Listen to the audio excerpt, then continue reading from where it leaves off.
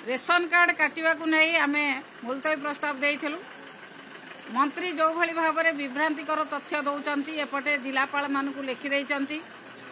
जे 1,20,000 रु अधिका वार्षिक इनकम होउथिबो एवं जार गाड़ी थिबो जो परिवार जदि जने किए सरकारी चाकरी करथिबो ये सब 7टी क्राइटेरिया जो देकी पठेइचंती रेशन कार्ड काटिया पाई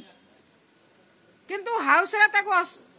ठीक मानु नांती स्वीकार करू नांती एपटे कलेक्टर मान को दे देचंती यही सब ग्राउंड रे तुम काट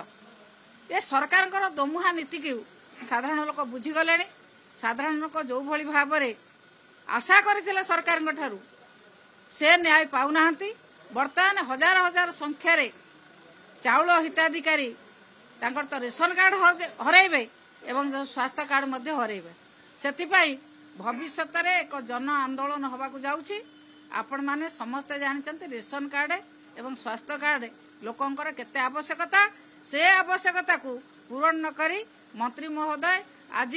खाली असत तथ्य गुड़िक गृह गृह को विभ्रांति करछंती एवं लोकों को विभ्रांति करछंती सरकार अपकारता। सरकार ठीक भाव में जदि शिशु मान को न्याय दियंते एवं शिशु मान को खोजिक आनी पारंते एक कथा कहीं उत्तर दियंते से जदि से तो कहते आमे सबु कथा करदबु।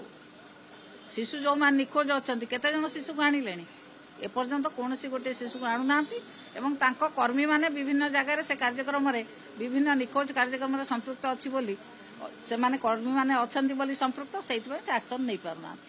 समस्त भरोसा करिक अछंती जो माने बेसी खाइया को आशा करछंती से देखुना खूब अल्प दिने